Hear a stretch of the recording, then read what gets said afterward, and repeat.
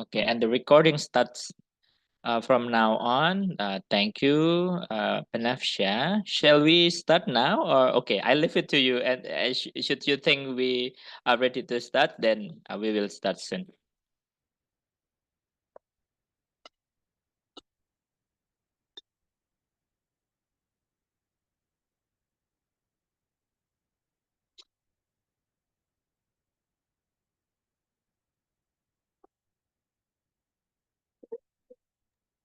We can wait a moment for our other two mentors if they join us, so we can just start. Okay. Sure.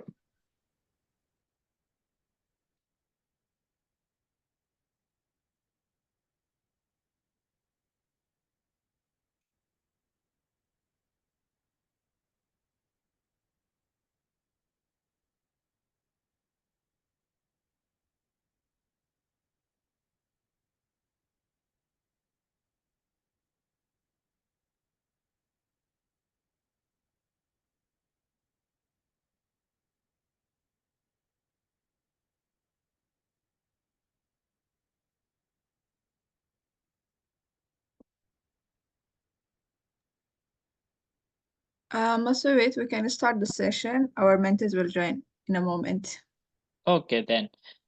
Since hold on a second, let me check the chat box. Okay, so we have Yasin, Nuria, and also Abdullah. So okay, we're just I mean we just need to wait Jama, right?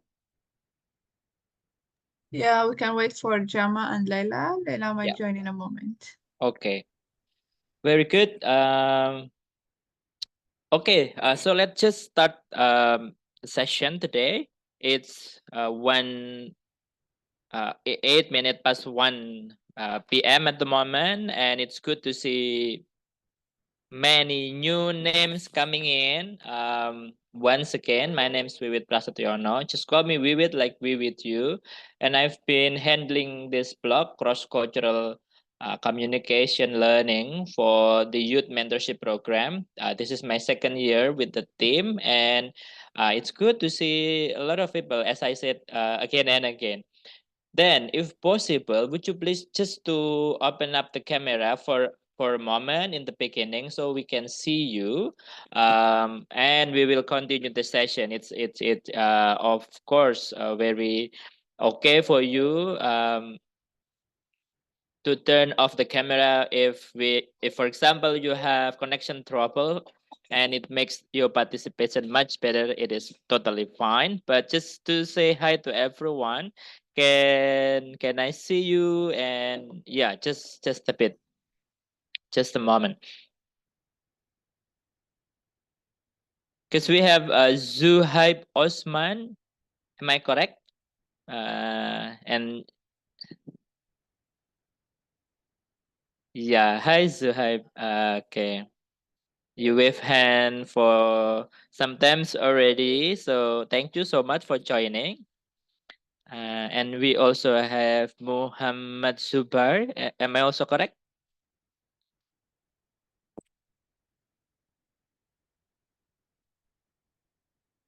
Okay, we have Laila here, Nuria, Abdullah, and also Yasin. We just need to wait for Jama.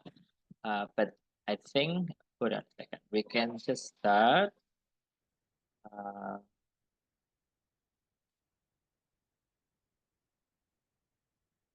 okay, Yasin.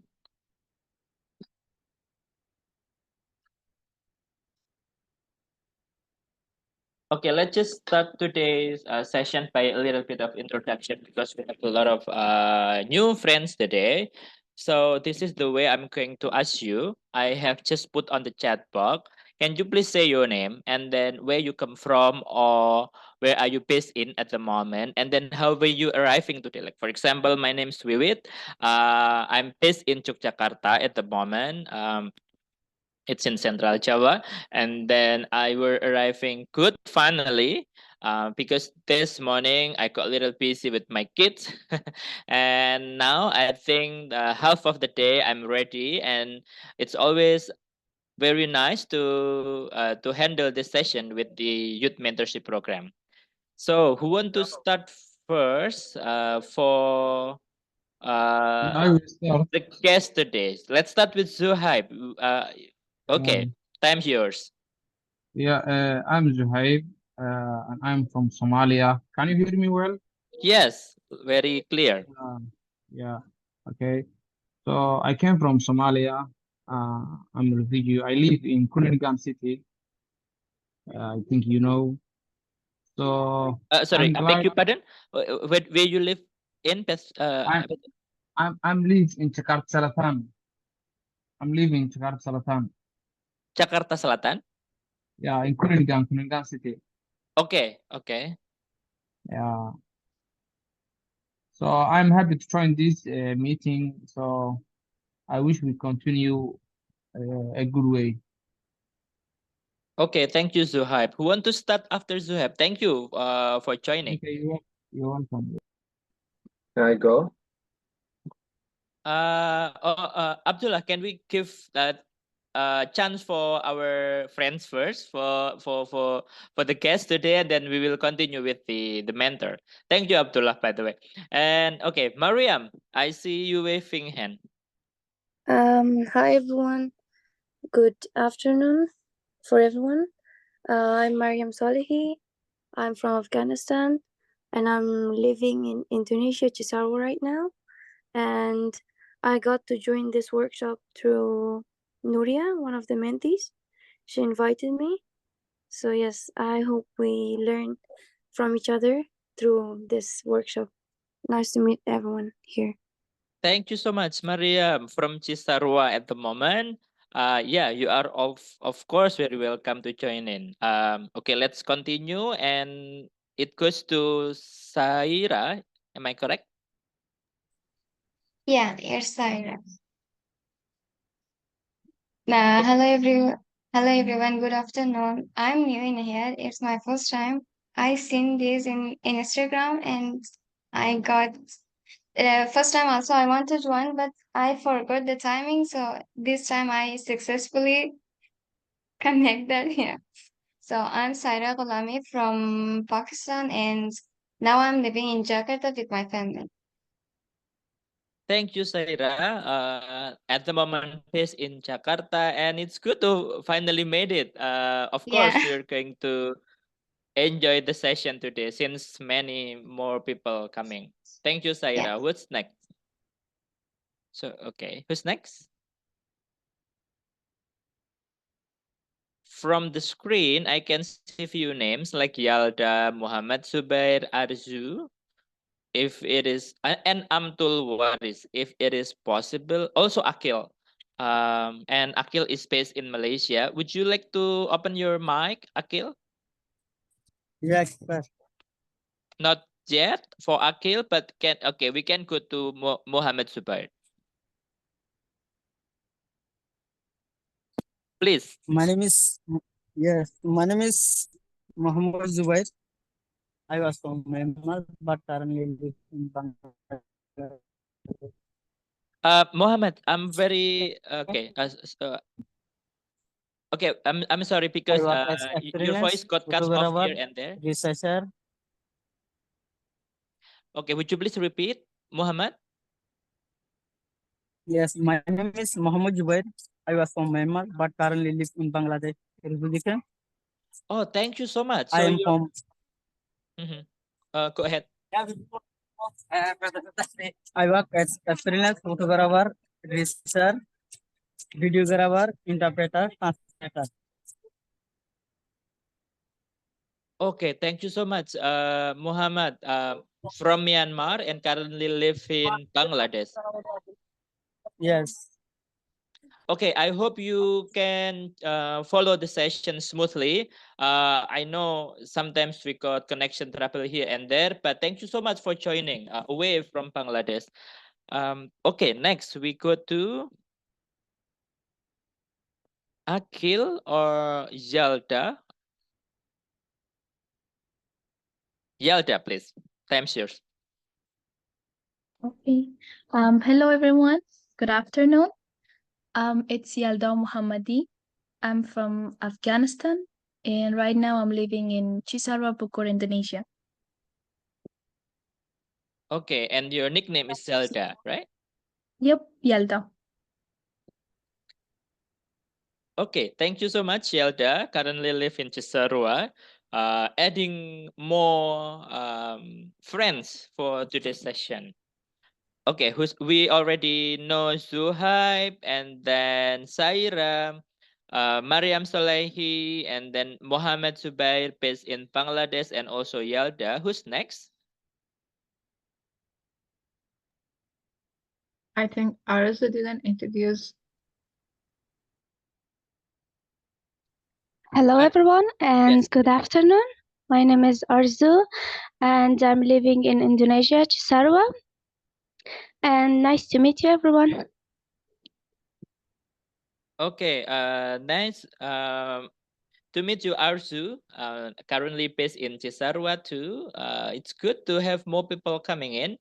Now I think it's only Akil that we haven't heard anything yet. But I can see that you put on the chat box. How is it going, Akil? Are you able to open up your mic? Okay. Can you hear me? Hello? Yes, clear. Very clear. Great. I am Akil and I am based in Malaysia. Is there anything else that you would like to know? Oh, okay. So, are you involved in any youth or refugee program at the moment? Specifically youth, not yet, no. Okay. Okay. Where you come from originally, Akil, or are you from Malaysia? I come from Pakistan. Okay, thank you so much, Akil. Thank you so much for joining us. It is very nice to have Akil and also Muhammad away from Indonesia. And we have Amtul Waris. Would you like to say something? Yeah, sure. My name is Antal Waris and I'm from Pakistan and now based in Malaysia. Okay, and how do I call you? Amtul, of course. Amtul. Thank you so much, Amtul. I think we have heard from everybody. Once again, welcome to our session. This is actually the third session of language and culture, cross-cultural communication blog. This is part of the YMP. If anyone can see on the screen with Abdullah, the mentee of YMP, it's youth mentorship program. Presented by UREF, RTI, and also MPlace. So I'd like to, there are two elements, MPlace here and also the mentor. I'd like to invite Abdullah representing all the mentees. Would you please to introduce what's YMP and short introduction of the program and also the participants, the mentee this year's, and also from Emplace or and can I say the organizer? We have Panafsha, Olia, and also Muna, I guess. Would you please one of you representing all the organizer? Who start first? The mentee or the organizers? Let me go. Yes, please, Abdullah. Good afternoon, everyone. My name is Abdullah Nabizola, one of the mentee of YMP 2024 this year. I'm originally from Afghanistan, based in Jakarta, Indonesia. Most welcome new friends in this amazing session. So in this program, we have literacy, resiliency, and culture, this session that we have. So we learn about this or also about research. Yeah, it's really helpful for us for refugee and we learn a lot. I hope you guys also learn much from this session. Thank you. Thank you so much. Abdullah, can you please introduce the mentee this year in a brief? Yeah. Who are they? The other mentee, Jamal from Somalia, Noria, Noria Modabir.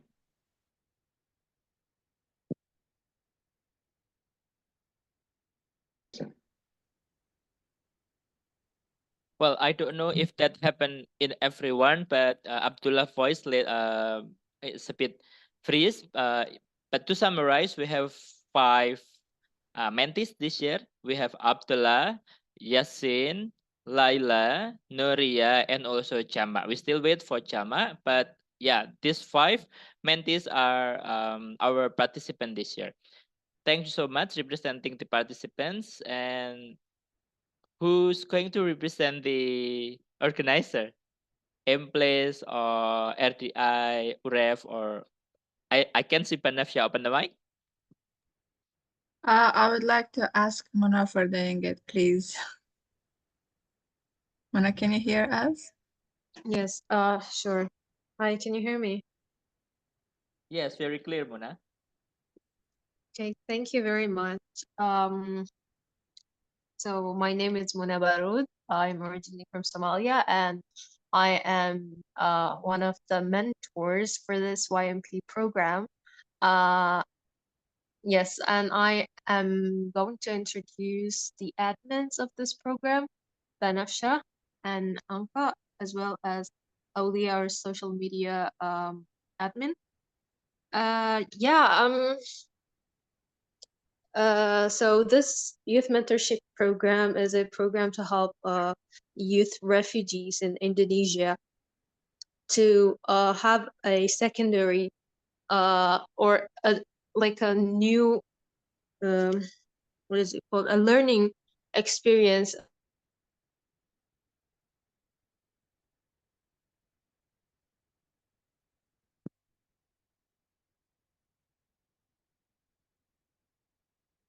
Hello, is it cut off? Hello? Yeah, Mona. Go ahead. Yeah, I was saying.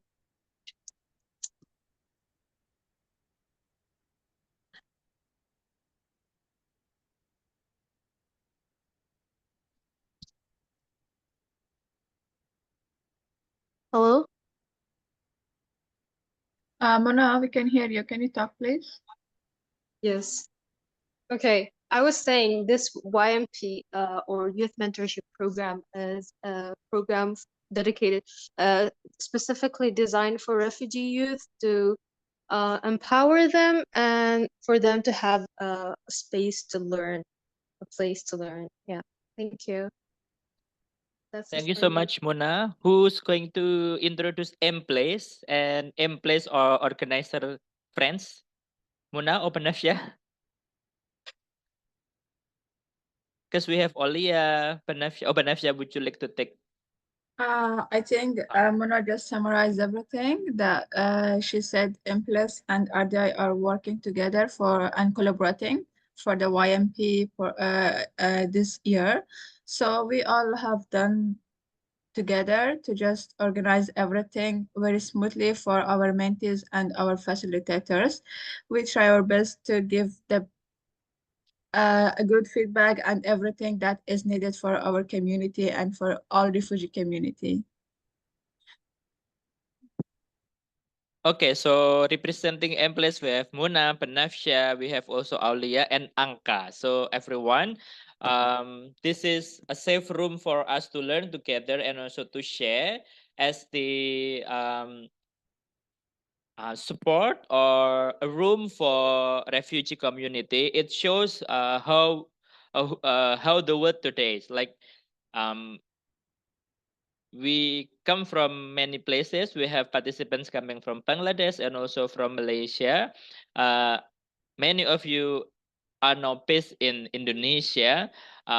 We try to learn together as a medium of development, as Muna said. So feel free and to to participate. And also, we really need your we really need to hear your voice, because later on we will have more discussion and active participation is really needed. Okay, we almost spent an hour half an hour to introduce ourselves, but that's okay. Sometimes we experience technical glitch and not everybody at in front of the gadget, the laptop, because you are traveling. I know sometimes you still have something to do, but just start this session with full of energy. I have introduced this to okay, I hope it's showing clearly. Yeah, it's clear. Yes, so okay, I can see everybody put the thumbs up. Okay, so this is the view, or this is the image of a duck or a chicken. It's a very dumb question. It's a rooster, but the thing is the sound of the rooster. We experienced this together. Akil, uh, um if it is difficult for you to open up the camera, it's okay, but since you are able to open up your mic, can I hear the sound of the rooster from Malaysia? Hi, Akil.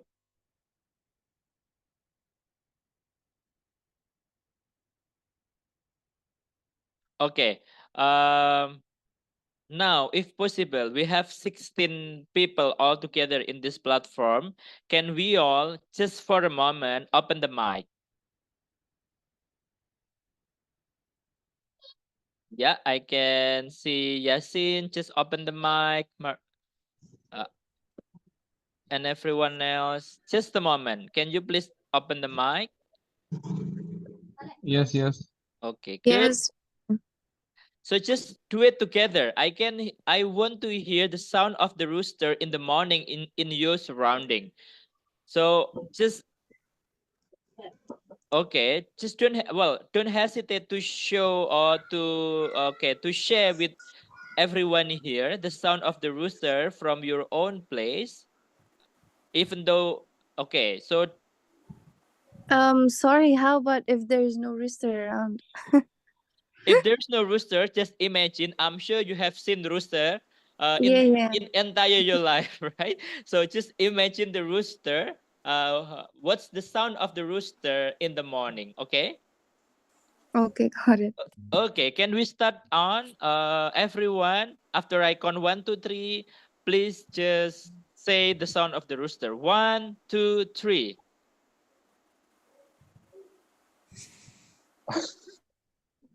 Why, Um, why no sound? Yasin, yes. I would imagine that a rooster would make like a cuckoo sound, but yeah, that's the best I can do an impression of it. I don't know how to literally say it, but it's cuckoo, I think. Yeah. Okay, so let's do it together. 1, 2, 3, everyone. Cuckoo, cuckoo.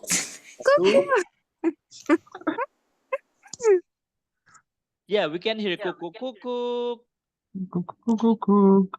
It seems like Okay. that, I think. Okay, it's okay, everyone. I want to hear the sound. I think we want to hear the sound because here in Yogyakarta, in Central Java, the sound would be like kukuruyuk.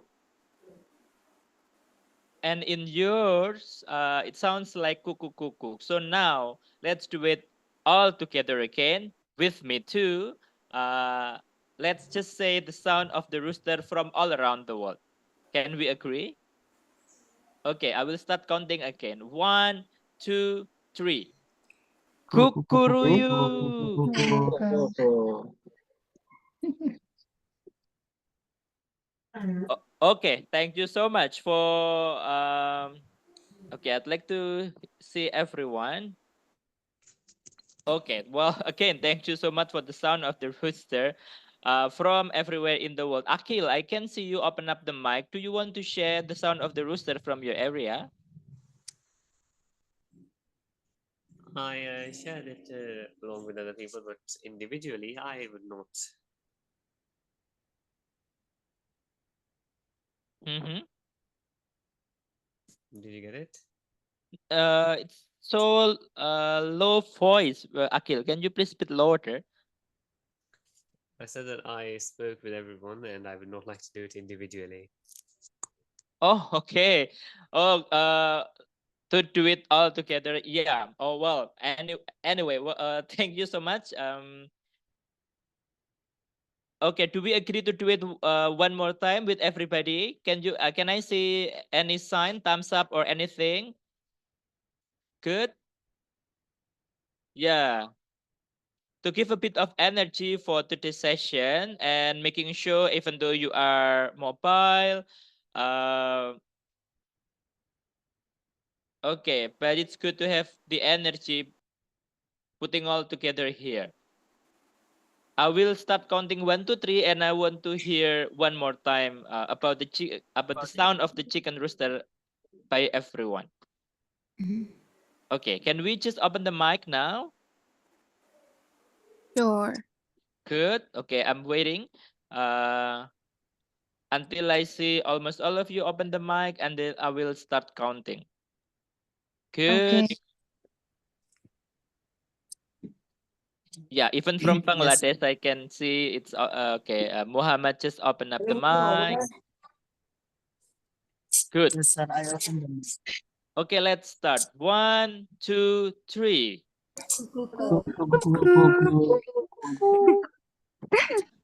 All right.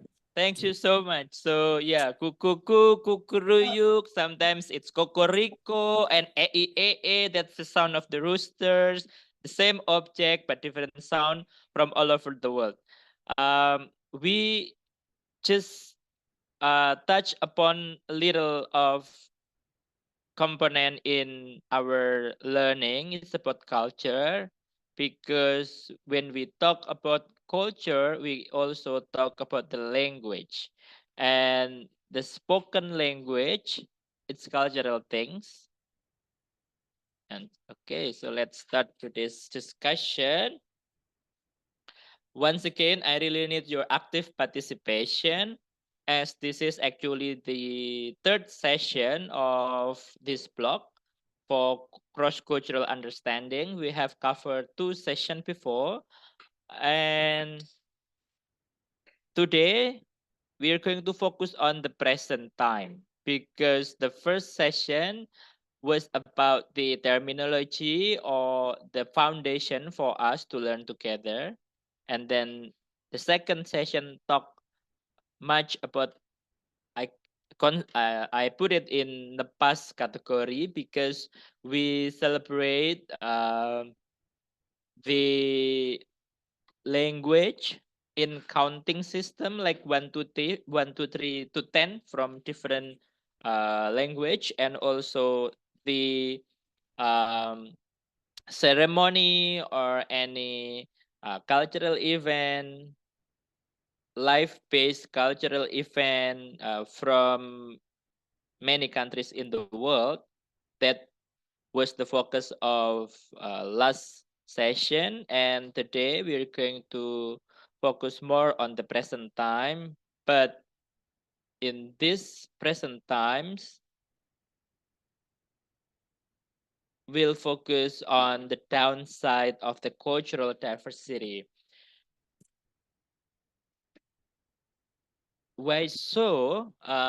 In terms of cultural difference, last meeting we hear the ideas, or we saw a lot of cultural elements, just like clothing, also tradition, language from a lot of ethnic group. And some of you said that sometimes you missed it because not everything can be celebrated now.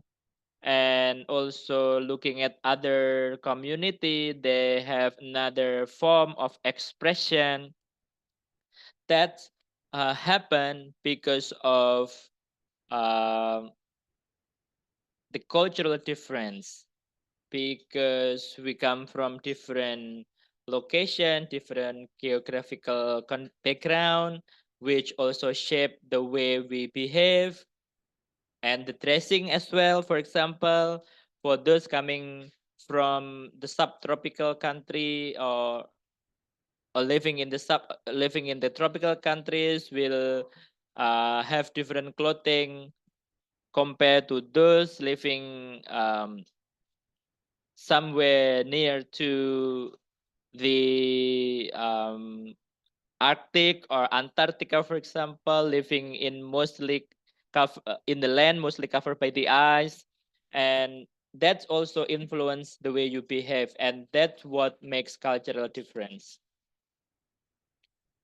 So again, we are now today, even though we live apart from different country, but we represent our groups.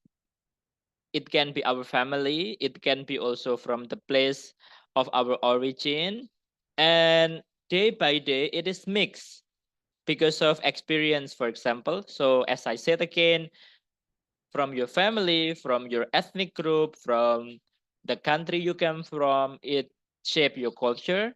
But by experience, like for example, we have Muhammad from Myanmar currently live in Bangladesh, and we have Muhammad, we have Abdullah currently live in Jakarta, and other colleague also, other friends also live in different place out of their origin, just like what Muhammad said. Now you represent the culture of the world. And of course, talking about the culture, it will also affect the way you behave. I have, okay, a picture to tell you something, and now I want everybody to contribute to by putting on the chat box or open up the mic.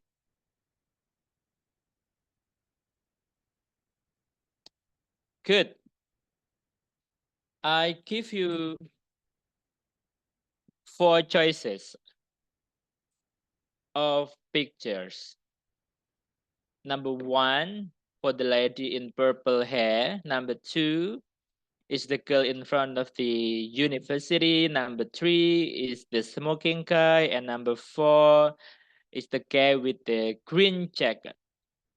If you feel like which one you don't want to marry with, please type on the chat box or open up the mic. Give me a sign by waving hand. Please.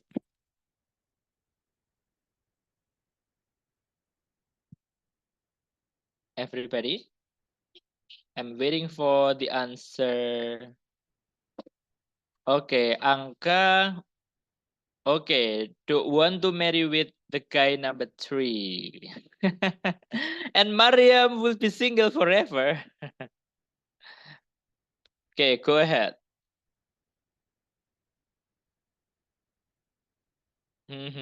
It's your personal choice, everyone.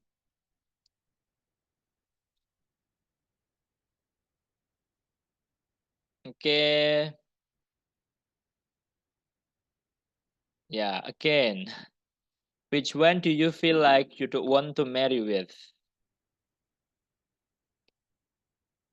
Different answer from different people. It's okay. Again, this is your personal choice. Oh, what happened, Anka? So which one you feel like you don't want?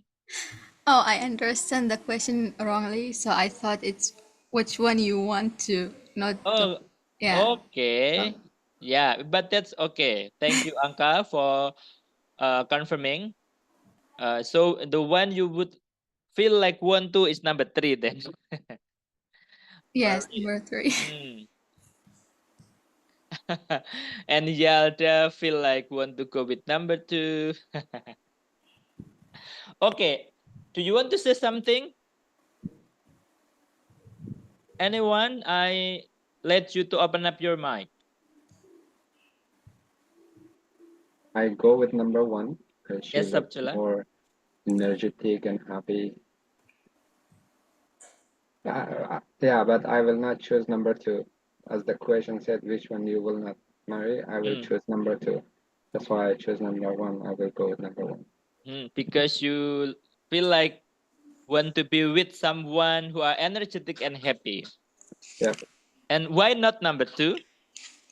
She looks like the stress of a study. Okay. It's totally okay. Afraid of getting stressed. Thank you, Abdullah. Who else want to say something about the pictures?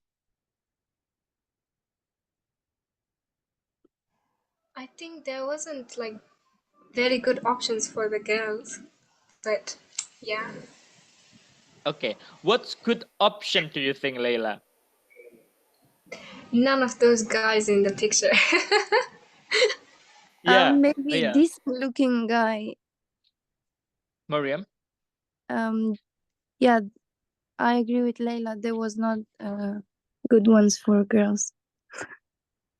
Okay. Masud, you brought a very high standard boys and a low standard. Why we don't have a medium one, a positive one? Okay. Okay.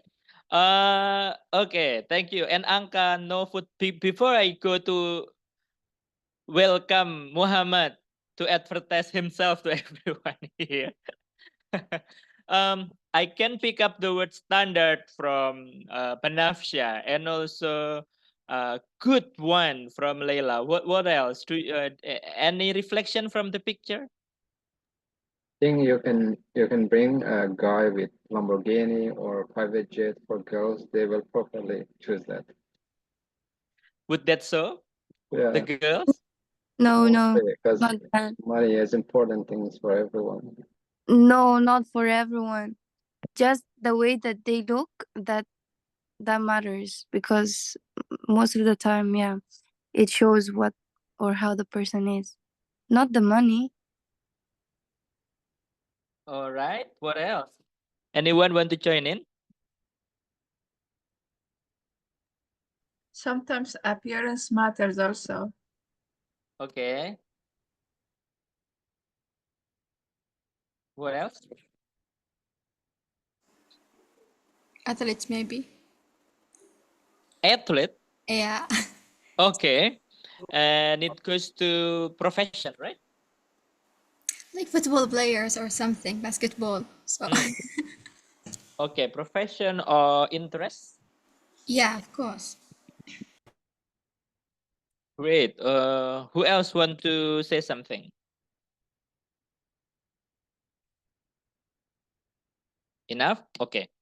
Good. So when it comes to marriage, okay. When it comes to making friends and also joining this session, for example, I heard from any of you said that I want to learn something and I want to meet people. I want to meet. I want to be friending with others from all over the world. Yeah.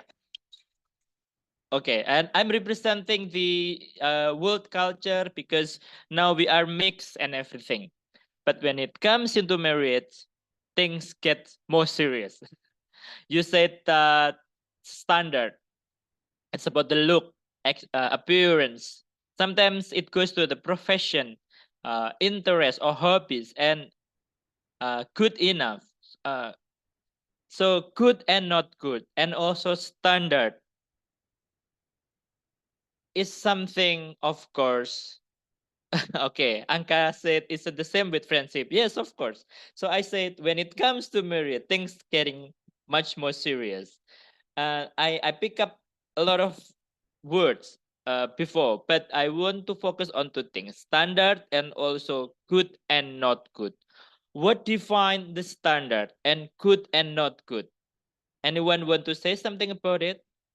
What define this is good enough and this is not good enough from your situation?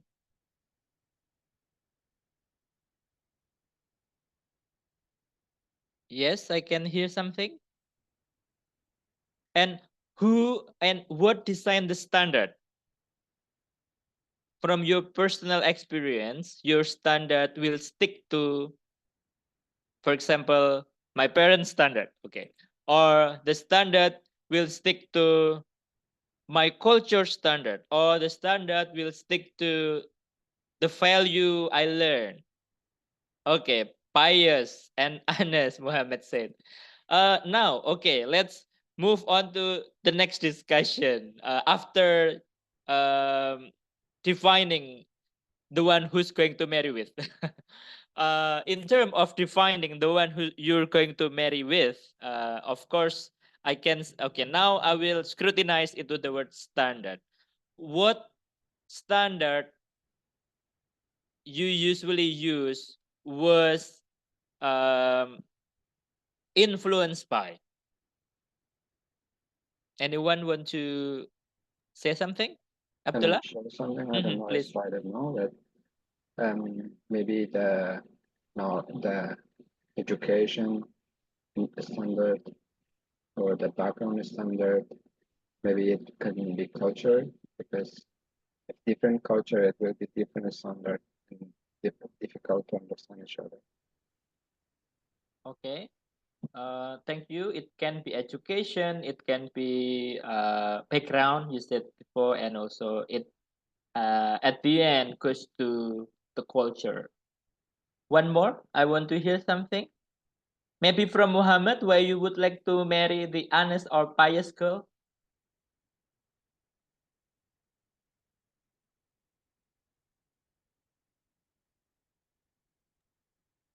Yes, sir. I'm here to talk something about it. Yeah, I mean, why? Why? Okay. Like, for example, Panafsha said skill can be a standard because I heard the standard before from Panafsha, so it can be a standard for skill, for example. And Abdullah said that the standard comes from the matter of education background. And you said that would love to be with pious girl. What's the standard, Muhammad?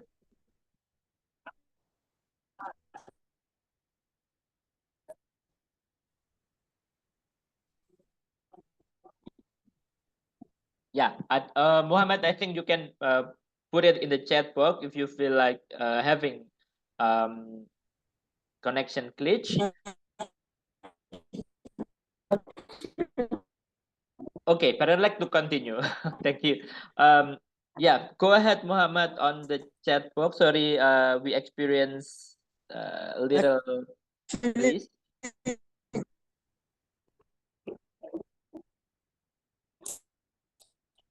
Yeah. Actually, most of the girl are they are trying.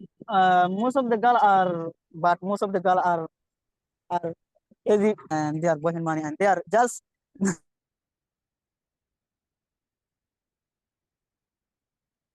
Okay. Well, I will continue, Muhammad. So please contribute. Go ahead, put it in the chat box, or later on, you are, of course, always able to open up the mic. Yes. So this is what I want to take from this discussion. Again, it is about the iceberg concept, as we learned in the second or the first meeting. What can be seen is just the tip, because underneath there are many more things. And yeah, I can also hear someone say it sometimes looks matter, appearance matter, but we cannot justify people from the look, for example. But then appearance and the look is something we can see. This is in the tip. And underneath there are more things that the standard or the good enough criteria cannot be seen at the beginning. And what happened with people who feel like, for example, saying that the guy number 4 or number 3 is not good enough, or the girl number 1 or the girl number 2 is not good enough, is only from the appearance. I'm sure we agree about it.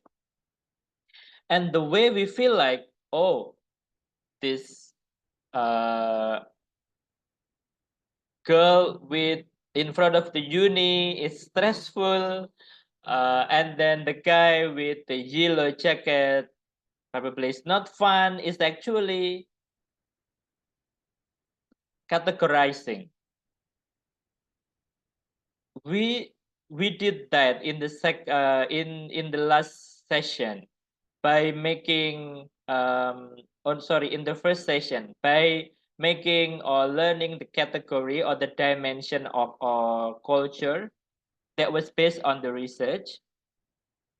For our friend who just joined today, I will introduce you a bit of our concept in the first meeting. This one.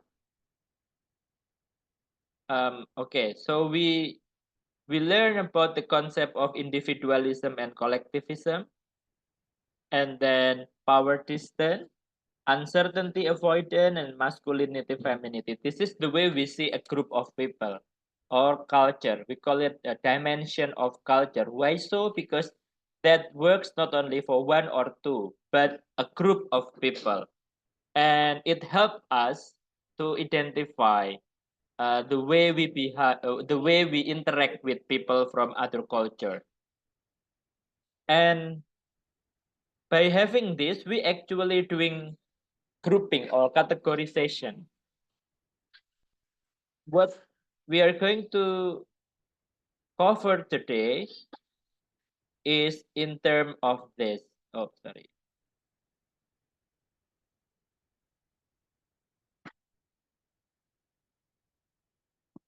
Okay, labels or grouping. So we put the labels on the can without looking inside. We put the label on the people before knowing them so much. And based on your experience, how often do you do this? And then what's the benefit of making some sort of identification or label like this? Anyone want to say something? Okay, like for example, when we look at the picture, it gives you imagination about, oh, I do want to marry this, I want to marry that. So based on your experience, does okay based on your experience, when you put the label on someone, what's the benefits, or do you think it is useful for you? Anyone want to say something about it?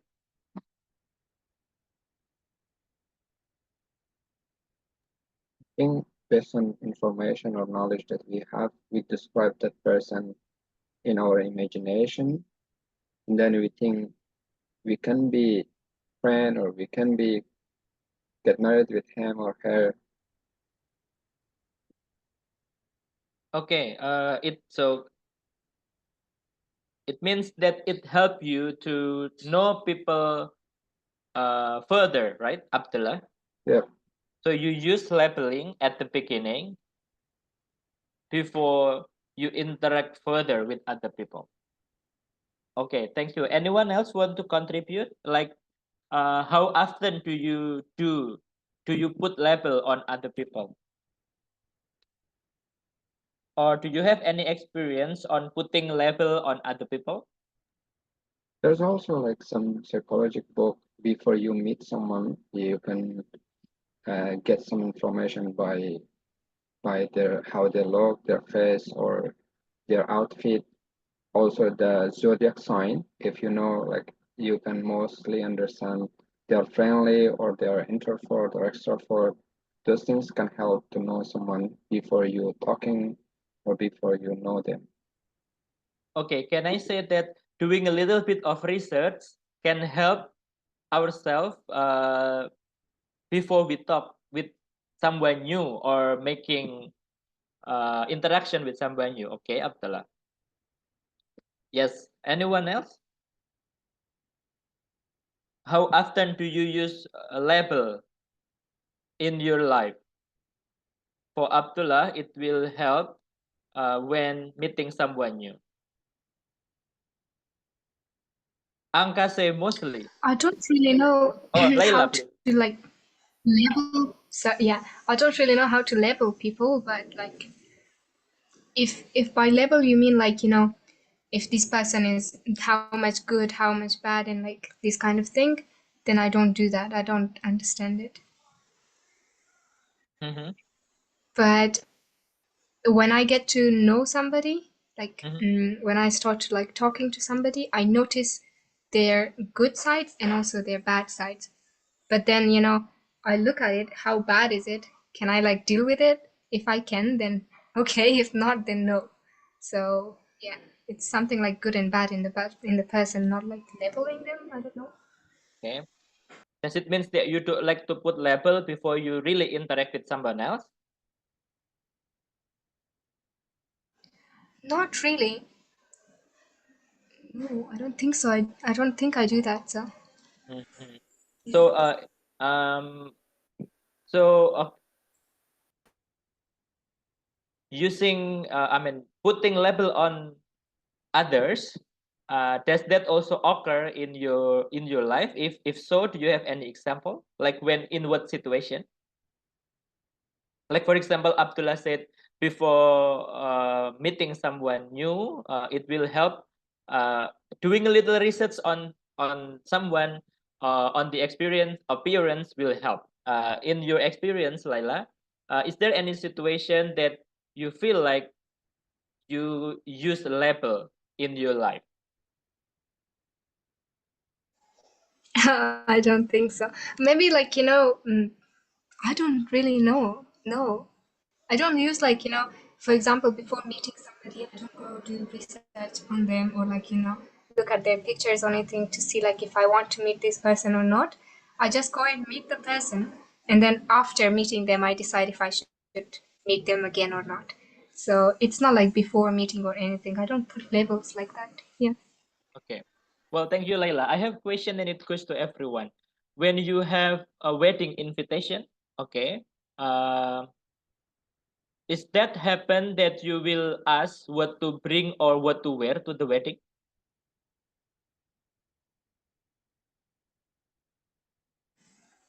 Do you No, usually ask no? Okay, so when no. you okay, Layla, go ahead. I just said no. We don't ask. So.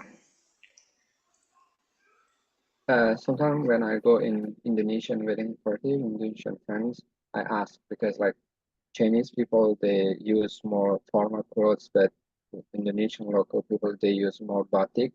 But I just wanna confirm which one is the best or good idea. Okay. So okay, to get idea uh on certain event, so you're not going with wrong dress code. Okay. In other situation, for example, because Abdullah said like, okay, if I'm invited to a Chinese wedding, I have to dress not in white color, for example, because for the Chinese, white is used for the funeral, so it helped to give the idea to attend us in certain event. And again, you use label on that situation. Just to clarify on things. So thank you again, Abdullah. Anybody else want to share about your experience on using or having a short research and making a little label to community before you do something?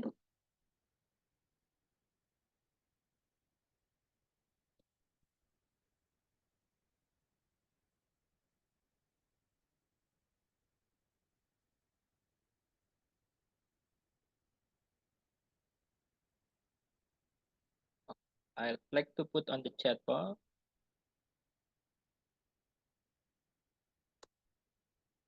Okay, I have two things. So it helped when meeting someone new and also to get the idea of the right dress code before attending certain event. Um, that's two things you experience of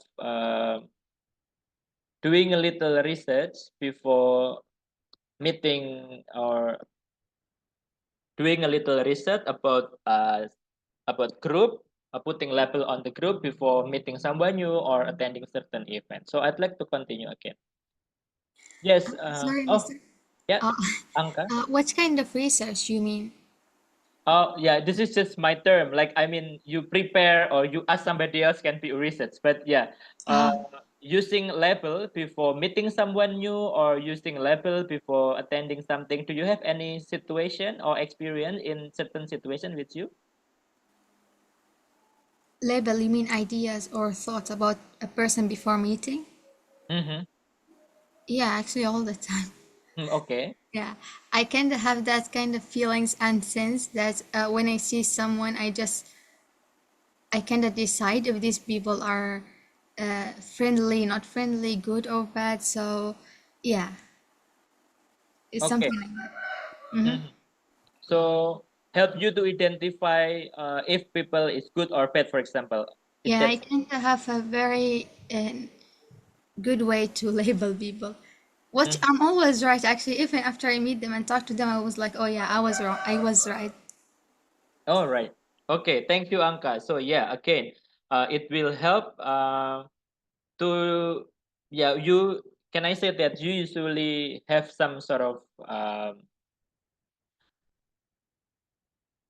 ideas about someone, and then it will be um, so you use label to know someone more to know you if someone is good or bad after more interaction, but most of time you feel like you have that label using labeling to other people, right? Okay. Let me continue. Thank you everyone for your contribution. But the thing is, let me go ahead. So from this, as we again we live now in this globalized world when everyone is migrate, when we can see people from around the world today, and sometimes we can only see the appearance, the tip of somebody characters, just like the iceberg. We are only able to see the tip of it, but underneath there are still a lot of things we don't know. So sometimes we use labeling. We use labeling to know the content of a can without looking inside. This is just the way I express here.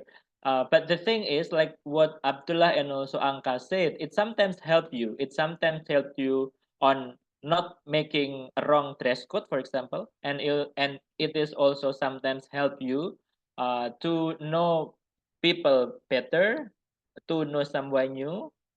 Yeah. And then Anka said that this is not judgment, but the labeling will help at the beginning to behave with someone else. So yeah, this is just the example on how you usually use label for other people, because there's some, in a way, there is some a useful benefit for using labeling. But then again, the concept is knowing the knowing the content of a can without looking inside. One of the example is by having labeling, but it can cause terrible when it comes to these three category. So the basic is the same using label. So we identify people without having further interaction, uh, and it leads to these three things. Can I see any sign if any of you have heard about the term prejudice, stereotype, or discrimination? Can you please just wave hand or give me thumbs up if any one of you have ever heard any one of the three terms? Yeah, I can see one thumbs up. Anyone else? From Akil, Angka, Yasin, Laila. Yeah, more and more of you put the thumbs up or wave hand. Now, can you please type on the chat box, or I can hear some you you can also open your mic. Which of the which of the term among these three uh, that you oftenly heard? Is it prejudice, stereotype, or discrimination? May I know? Can I have a short survey? Laila? Um, I've heard the term stereotype with discrimination a lot. So basically, stereotype means when something is, you don't know if it's true or not, and it has been told by many people for a very long time, like it's a thing that has been like a story in history, and then you're not sure today that if it was true or not, but the story keeps going on. And it's like, for example, when they say like if you cross, or like, if you pass from under the rainbow, you, if you're a girl, you would be a boy, something like this. Or at the end of the rainbow you can find a pot of like gold. These kind of things, they are called stereotype, which are not true, but we don't know if it's true or not. And then discrimination, when somebody is judged by their color, by their like race, by their country, by their all of these things. So that's called discrimination. Okay. Thank you, Laila. And Yasin, I can see you wave your hand. So which of the three term that you oftenly heard? I read a lot, so I've heard of all three of them many times while I'm reading books. And if I had to give an example for all of them, for the first, prejudice would be like if you thought a disabled guy would be like innocent and naive and wouldn't cheat, right? So you're prejudiced against innocent or children because you think they're naive, and yeah, you basically you're already judging them before you get to know them. And the second one was stereotype, and stereotype is like labeling characteristic or something that a whole race or ethnicity would do. Like people would say black people would like chicken. That is a stereotype, right? And black people cannot swim. That is also a stereotype. Or like Muslim people, they are. This is yeah. Some people they say, right, they're like bombers, but like it's not true. But that's a stereotype, right? And the last one would be discrimination. And if I thought that Muslim people were like bombers and I wouldn't associate myself with them, that would be like discrimination. And so would just like making, just like changing your behavior towards a race or ethnicity because of the stereotypes, there would be discrimination. And I was just giving examples right now, so yeah, so don't mind any of them. And yeah, that is, from what I understand, the meaning of these words. Thank you, Yasin. I like the term you use as a large group. So yeah, it comes when you feel like the large group is this. I'd like to continue after that, but in case other than Laila or Yasin would like to contribute, which one of the which term out of three that you oftenly heard or know or experience with? Okay, enough. I will continue then. In few aspect has been discussed or introduced by Yasin, but let me just start giving you a little explanation. The thing is, the common situation for those. Okay, so we begin with labeling, putting labels on others is like looking at the content of a can without knowing the inside. Sometimes it is useful, for example, to help you with meeting new people or to help you with attending any occasion. But in other situation, it will lead to problem. So the similarity of these three things are problems, or it will give you further it will give you a negative it will put you to a negative situation. So we begin with stereotype, just like what I said to Yasin. Yasin used a term large group. So stereotype begin in the mind actually. So it is the general belief of other group. So when we think based on what we heard about large group, it can be stereotyping. And sometimes we use this quite a lot, like, oh, the people, well, this is the large group, so it means like the people from certain country, just like for example myself, like the Javanese, the Indonesian the Javanese are lazy, for example, without them having a real interaction with the large group, because this is the large group.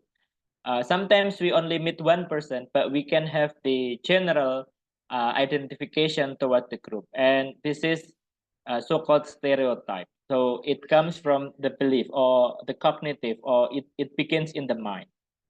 And when it comes to prejudice, it will lead you to the attitude. So it goes to your heart, your emotion. Okay, I will stop sharing here, but then you can see me.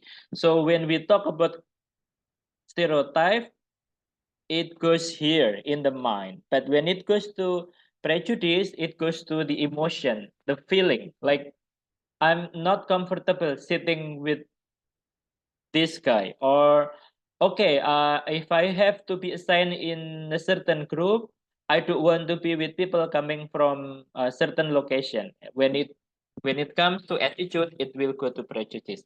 And then when it comes to behavior, like the way you do, it goes to discrimination, because you you do something on other people based on your belief, based on your emotion, and you do not want to involve them. And those three things will bring you to the downside of cultural diversity.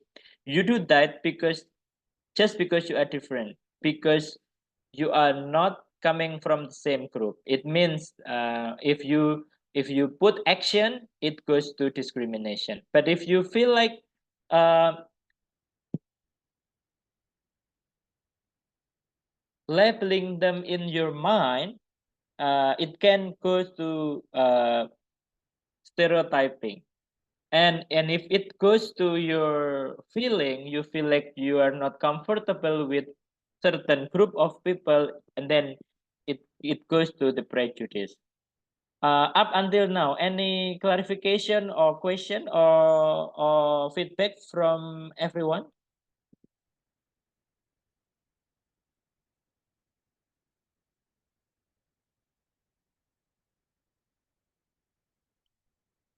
about these three things: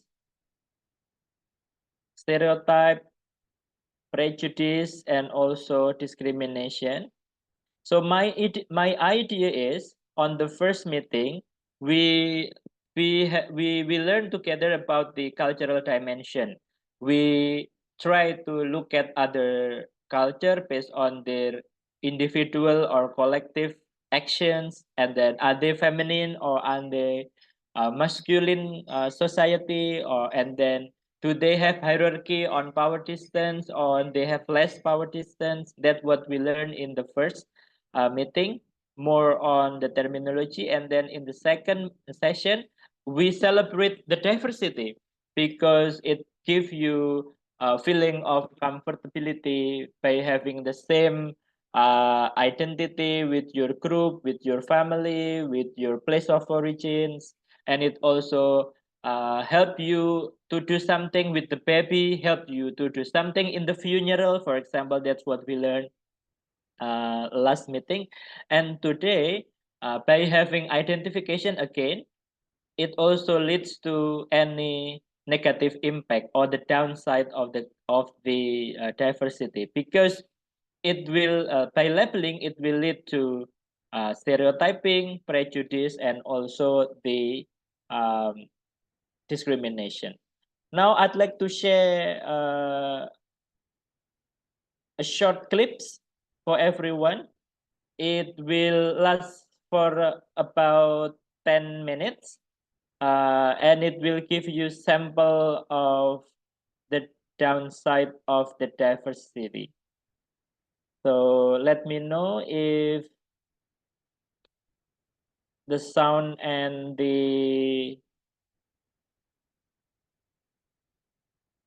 hold on a second. So yeah, the thing is, let me know if the sound and the image work well in your site. Okay, hold on a second. Let me.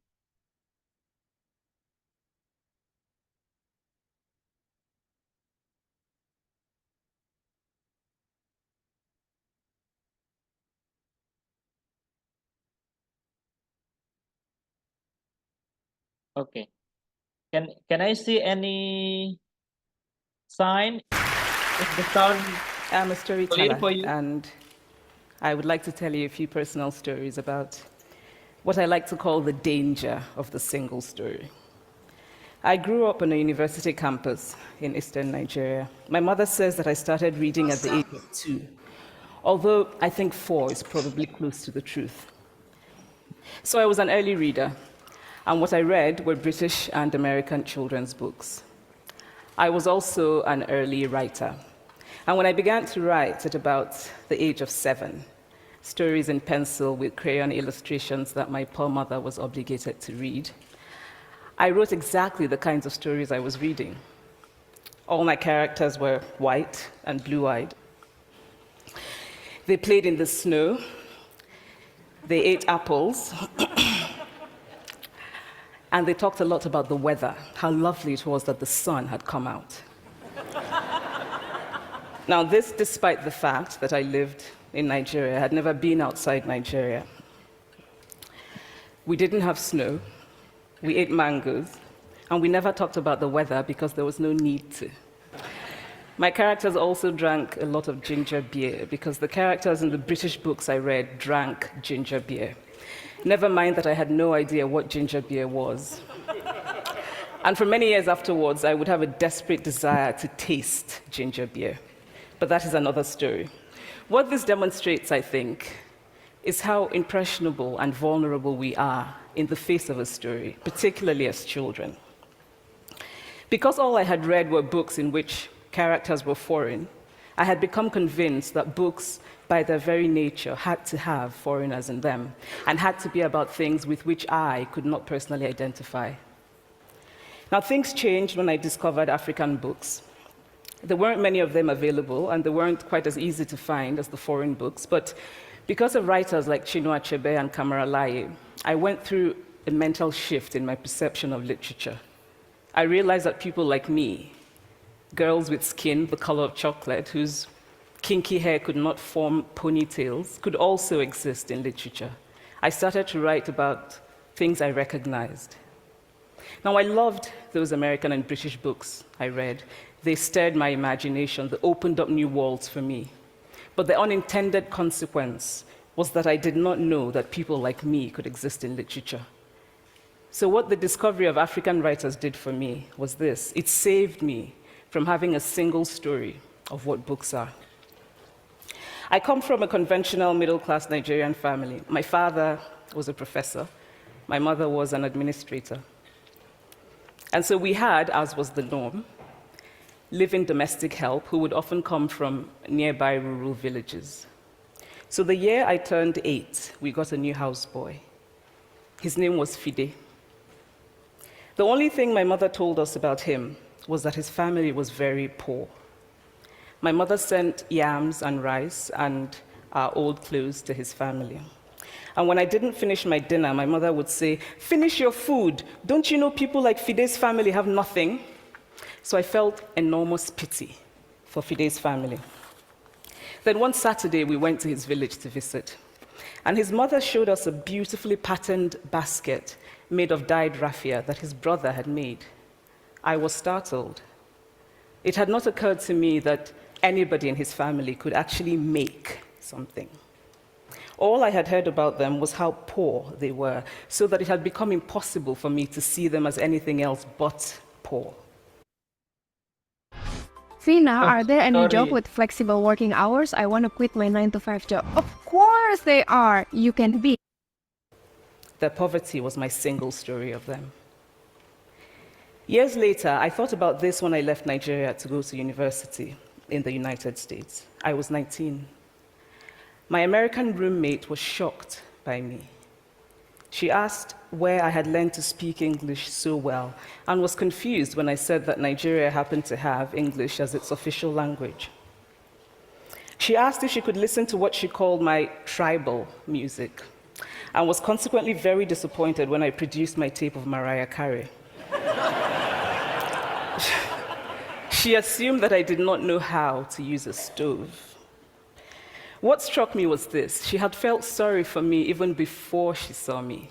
Her default position toward me, as an African, was a kind of patronizing, well-meaning pity. My roommate had a single story of Africa, a single story of catastrophe. In this single story, there was no possibility of Africans being similar to her in any way, no possibility of feelings more complex than pity, no possibility of a connection as human equals. I must say that before I went to the US, I didn't consciously identify as African. But in the US, whenever Africa came up, people turned to me, never mind that I knew nothing about places like Namibia. But I did come to embrace this new identity, and in many ways, I think of myself now as African, although I still get quite irritable when Africa is referred to as a country, the most recent example being my otherwise wonderful flight from Lagos 2 days ago, in which there was an announcement on the Virgin flight about their charity walk in India, Africa, and other countries. So after I had spent some years in the US as an African, I began to understand my roommate's response to me. If I had not grown up in Nigeria, and if all I knew about Africa were from popular images, I too would think that Africa was a place of beautiful landscapes, beautiful animals, and incomprehensible people fighting senseless wars, dying of poverty and AIDS, unable to speak for themselves, and waiting to be saved by a kind white foreigner. I would see Africans in the same way that I, as a child, had seen Fide's family. This single story of Africa ultimately comes, I think, from Western literature. Now, here's a quote from the writing of a London merchant called John Locke, who sailed to West Africa in 1561 and kept a fascinating account of his voyage. After referring to the black Africans as beasts who have no houses, he writes, "They are also people without heads, having their mouths and eyes in their breasts."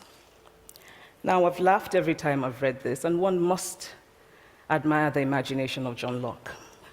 But what is important about his writing is that it represents the beginning of a tradition of telling African stories in the West, a tradition of sub-Saharan Africa as a place of negatives, of difference, of darkness, of people who, in the words of the wonderful poet Rudyard Kipling, are half devil, half child.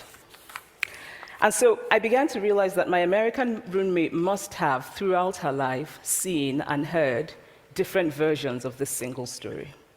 As had a professor who once told me that my novel was not authentically African. Now, I was quite willing to contend that there were a number of things wrong with the novel, that it had failed in a number of places, but I had not quite imagined that it had failed at achieving something called African authenticity. In fact, I did not know what African authenticity was.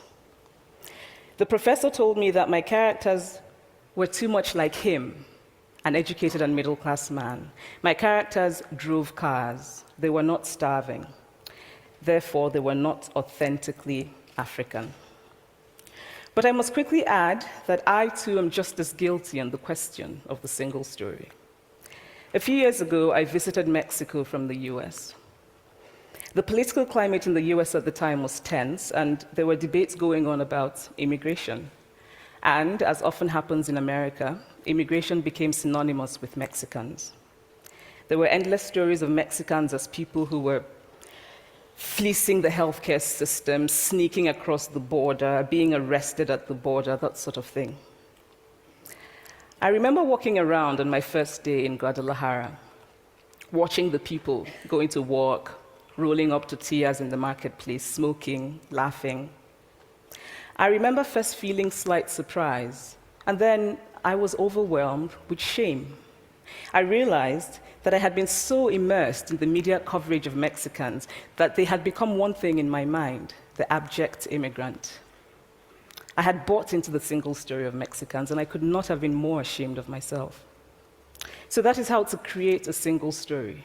Show a people as one thing, as only one thing, over and over again, and that is what they become. It is impossible to talk about the single story without talking about power. There is a word, an Igbo word, that I think about whenever I think about the power structures of the world, and it is nkali. It's a noun that loosely translates to be greater than another. Like our economic and political worlds, stories too are defined by the principle of nkali. How they are told, who tells them, when they are told, how many stories are told, are really dependent on power. Power is the ability not just to tell the story of another person, but to make it the definitive story of that person. The Palestinian poet Mourid Barghouti writes that if you want to dispossess a people, the simplest way to do it is to tell their story and to start with secondly. Start the story with the arrows of the Native Americans and not with the arrival of the British, and you have an entirely different story. Start the story with the failure of the African state and not with the colonial creation of the African state, and you have an entirely different story. Okay, everyone. So are you still here? Can you give me any sign? Yes. Yeah. Thank you, Anka, Yelda, Abdullah, Aulia, everyone else. Okay. So what you pick up from the video? Anyone want to share?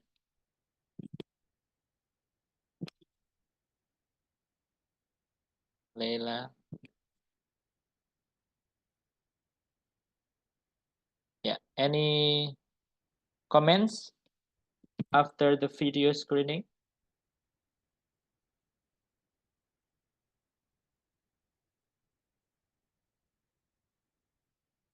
What do you think about the whole idea of the video?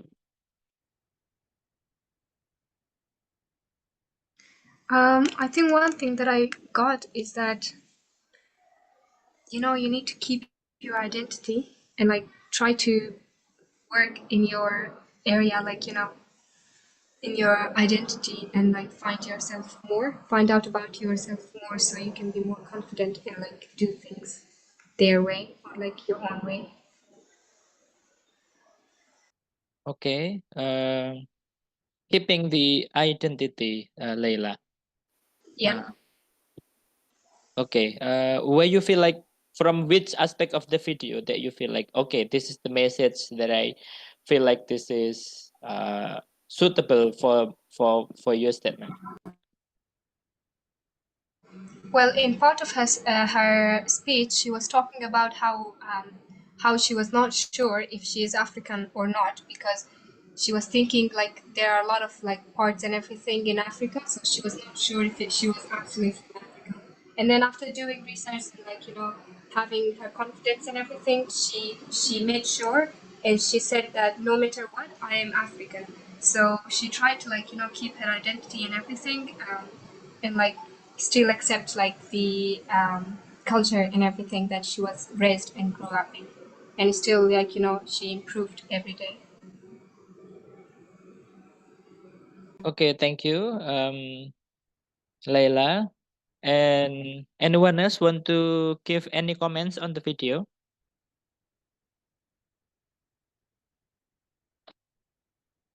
So the title is The Danger of Single Story. You can browse later on YouTube, and it is brought by a writer, a Nigerian writer named Chiamanda.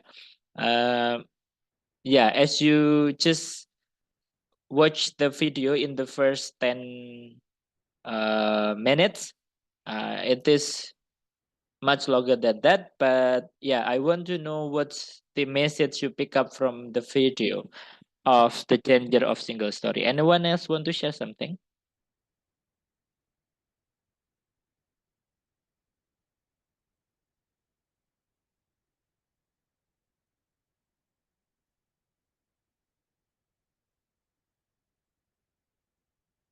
Okay, if not, then I will have question for group work. Yeah. Yeah, this is the, I hope everyone can see it.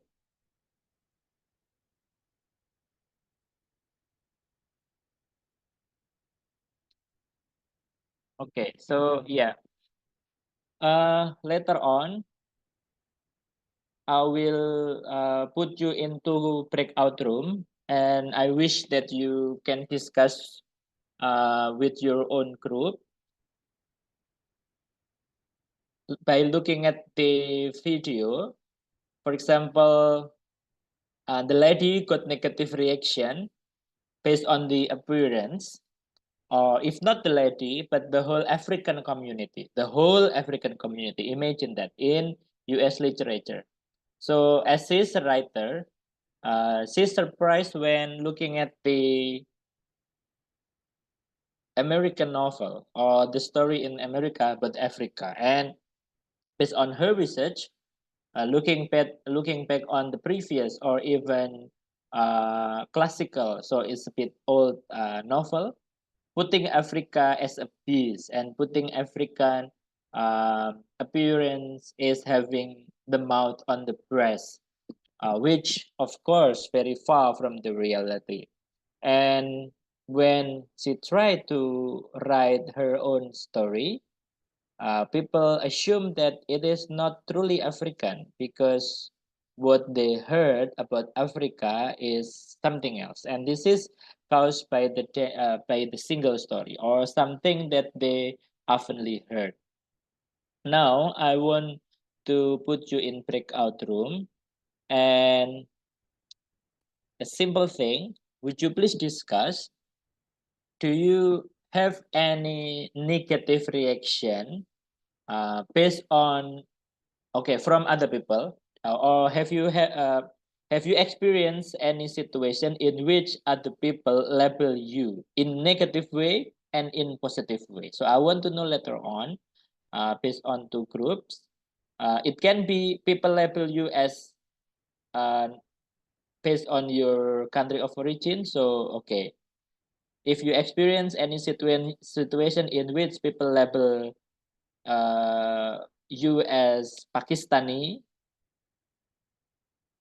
in okay, in what negative way or in what positive way, or in other category? If not, then if you ever experience situation in which people label you as a refugee community, what negative things and what the positive things? So that's the criteria that you can use to discuss with your friends.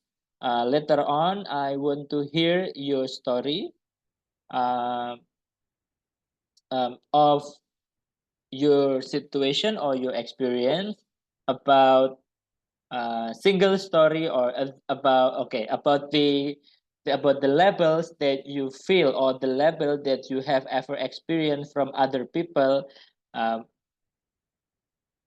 can be from your appearance, your country of origin, or your situation as in refugee community. Am I clear so far before I put you into breakout room? Yeah. Thank you, Anka. Yeah, so I will just split you.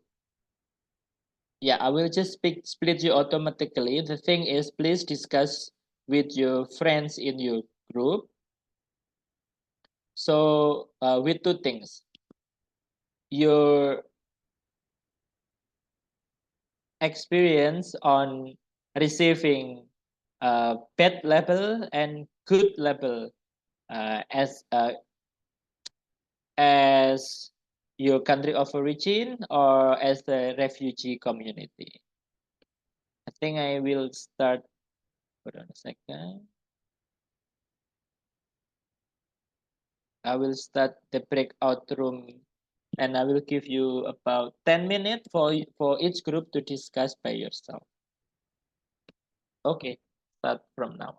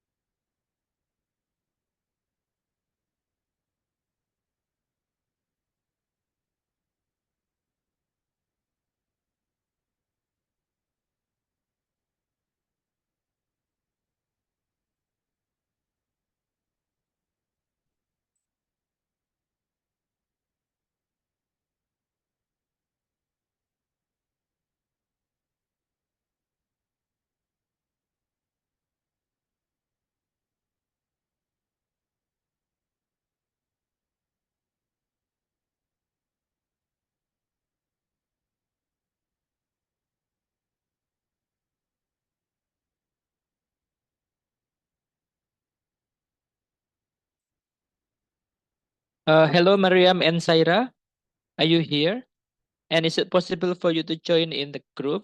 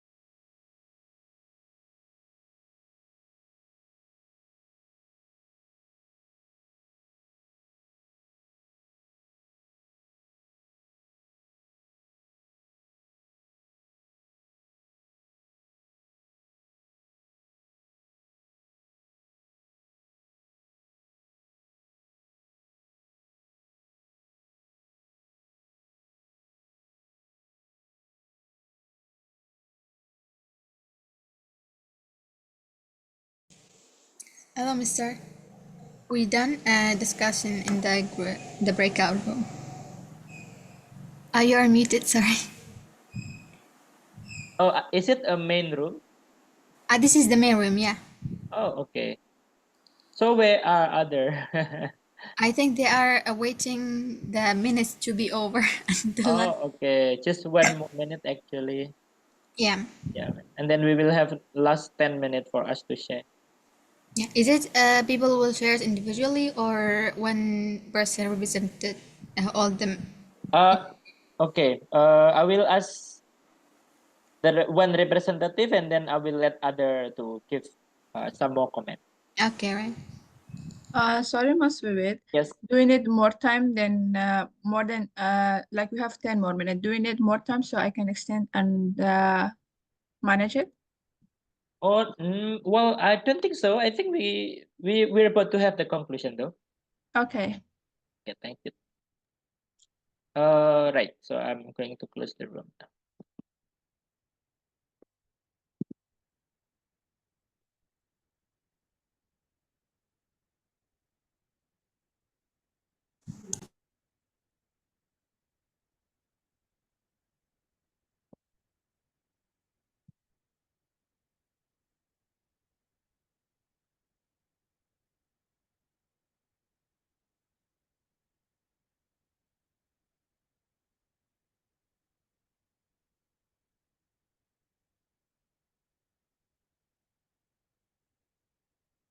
Is everybody back to the room already? I think Akhil and Saira is still in the Yeah. breakout room. And what about the Mandy? Layla, we have Yasin and Abdullah here. Well, Layla, Layla just asked me that I want to leave the session because she had an important meeting, an interview, I think. So she said, I want to leave it. and Nuria? Nuria didn't inform me about it. Okay, it's okay. Yeah. I think everybody is in the room now. Yeah. Good. Yeah, I think everybody is in the room. Welcome back. So before we start, can I hear the sound of the rooster? 1, 2, 3. Kukuruyuk. Okay, one more time. 1, 2, 3. Kukuruyuk. Okay, thank you everyone for coming back again. And I think this is time to hear the result of the discussion from each group about any experience on receiving any pet label as refugee community or as per your background. Which group want to start first? Of course, later on I will let everyone to contribute. Anka, you open up the mic. Yeah, I think our group will start 1st. So Yasin. Hello. So in our group discussion, me and Anka talked about the subject, and Anka said that her experience was like when she mentioned to like Indonesians here that she was Arab, they were like excited to meet an Arab because they like Arabs. But when she mentioned that she was a refugee, the Indonesians would have like pity on her or feel sorry for her because of her status as a refugee. So because of that, she stopped mentioning that she was a refugee, and yeah, I kind of had a similar experience. And what I said in the group discussion was that a lot of Indonesians here ask me where I'm from because I don't look Indonesian, and at first I used to tell them that I was Afghani but because of some bad experiences nowadays, I just joke around and say I'm from France or Cambodia or Philippines or something, and I don't always say it, but depending on the person, I don't always say I'm Afghani. And another experience that I had was few days ago, I was in a cafe with someone and we were speaking in English, and the waiter like seemed excited, and he was extra nice to us. I think that's because he we were foreigners, so yeah, that's a positive experience that I had, and yes, Saria and Alia, they didn't talk, and after that, Banafsha also joined in and shared her experiences, and that was the end of our group discussion. And yeah. Okay. Thank you so much as you cover not only good and also the bad situation, but your experience, which which I assume all of you are based in Indonesia, right? Mostly in Jakarta. Thank you. The first group, the second group, I can see Abdullah and Yalda and who else? Please continue. Yours. Second group. Yeah, for the second group, I will go. So the answers to this question was yes. We all have faced some uncomfortable situations where we have faced a bad reaction from the people because of our religious or race or nationality. So basically speaking, every place has its good and bad people. So it is normal to see different reaction from different people. For me personally, I have faced good and bad situations, and one of the positive reaction that I had and I loved it was that I faced in Jakarta. So in Jakarta area, mostly when I was new to a place or I was lost or didn't know the location, Indonesian people were always friendly and warm and always willing to show me the way and helped me a lot. And it was not only about me, but most foreigners, they helped them. So most of the people in Indonesia are very warm and friendly people and love to chat with foreigners and know about their countries and backgrounds. And yeah, so I believe it happens to everyone that we sometimes face some bad reaction from the people and also good. Mm-hmm. Okay. Anyone else want to add on? Can I add? Yes, please, Abdullah. This is a personal experience that I have. This happened 2 or 3 days ago. In this place, I stay like a long time, 4 years. So many people I know them. We kind of know each other. And this apartment. So I introduce myself from Middle East. Some of them think I'm from Turkey, or some of them think I'm from Uzbekistan. They think Afghan people looks like Indian people, like Pakistan or Indian. Yeah, there's a guy that he is newcomer in here. He's from Turkey. About 20 days he's staying here. Two guys come here, and 2 days ago, police arrest them because I know that they are a drug dealer, and police arrest them. So now the people thinks that I'm friend of them. I thought like more better introduce. I'm from Afghanistan. At least we are not drug dealers. We just have like our status problem as a refugee. Yeah, that is. Okay. Thank you, Abdullah, for your real on-hand story. Anyone else want to add on something about this? If not, then this is my final question for us to reflect. Why do you think people, or can be Indonesian because most of you live in Jakarta or somewhere in Indonesia, have negative stereotypes about you or others? Any feedback on it?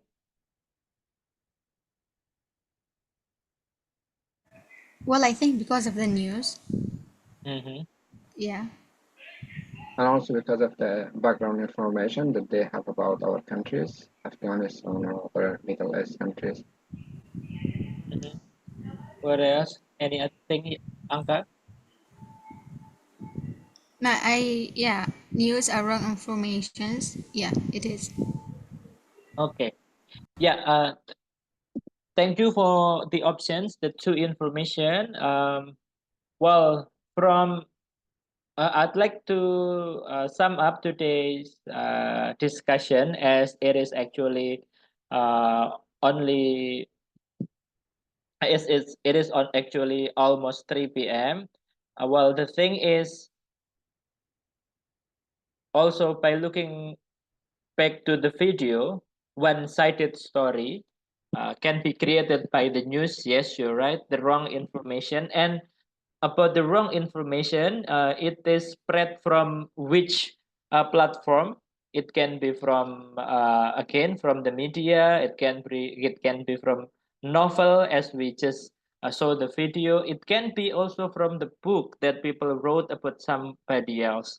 Uh, so next week, I think we are next week we are going to discuss about how about any innovation that you feel like will help you to um to remove those negative stereotypes.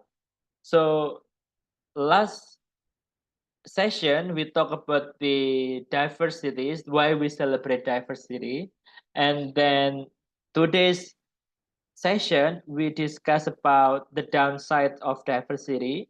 It leads to stereotype, prejudice, and also discrimination. I think we do not talk a lot about about discrimination example or about the prejudice or stereotype. But from the video, we can see that sometimes people will define us far beyond our real character just because what they see or just because what they heard from other people. And of course, I we in this program, youth mentorship program, we want you to have the safe space to express and also to create any innovation in which as the refugee community, as a youth refugee community, if you feel like you have that sort of negative stereotype, then next week we are going to find any innovation in which this stereotype can be removed. Um, Two things that you said, it it can be from news or wrong information, but also maybe because of the less interaction. As what Chiamanda on the video said that her roommate never had any African roommate before. So if they do not live in the same housing, uh, the roommate will have totally different image of African. So it can be also from the interaction, news, or wrong information, which we will discuss more next week based on your experience or other experience from any refugee community in the world. So I will remind you, I will ask Panafsha or Tony from Emblaze to remind you next week. If you have any example of any initiative, well, youth mentorship program can be one initiative, but if you find any other initiative in this whole world about the innovation with refugee community that aim to reduce stereotype and give space for everyone to know each of us better, please bring it on. So again, please bring any example, can be picture, news, or any example of innovation in the refugee community that help to reduce stereotype. That's our activity next week.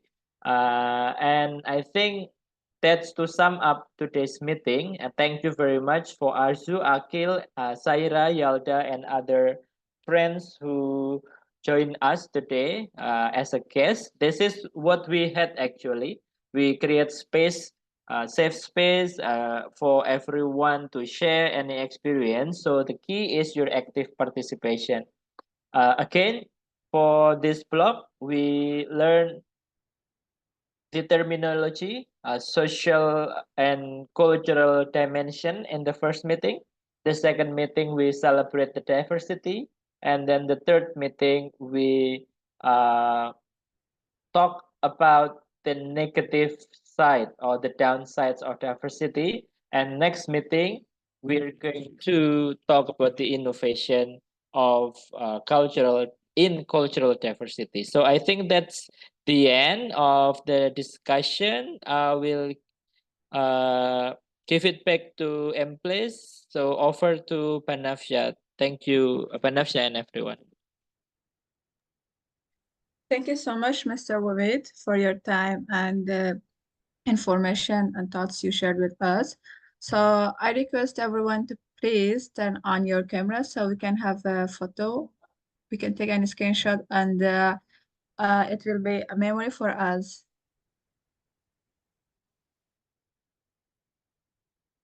What about Aqil, Arzu, Saira, please? Yes, Alia.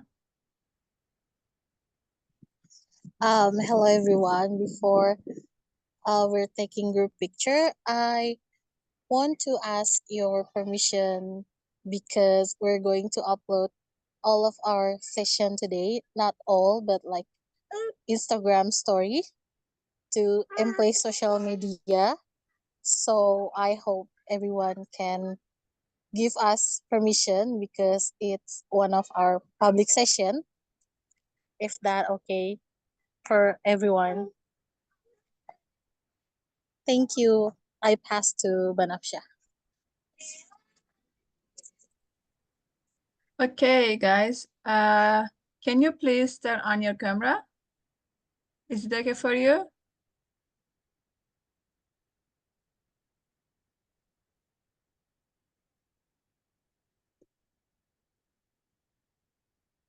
I think no one will open it because since the beginning, no one is opening.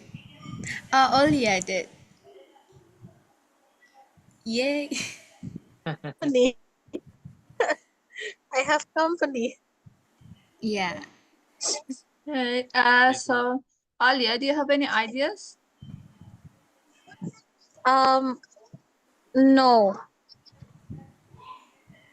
Okay, let's just take a picture. Should I count? Let me do mine. Okay, 1, 2, 3. Okay, thank you guys. Thank you guys so much for your time. Thank you, Mr. Wiwit. Thank you, everyone. Thank you so much, guys, for having us. I've just put further reading in case you want to learn more on the chat box. So thank you so much for having me, and it's good to see everyone. And next meeting, okay, on early of August. Yeah. Thank you, Okay. Good everyone. afternoon, Have a good everyone. weekend. Have a Bye. nice time, everyone. Thank you. Goodbye, guys.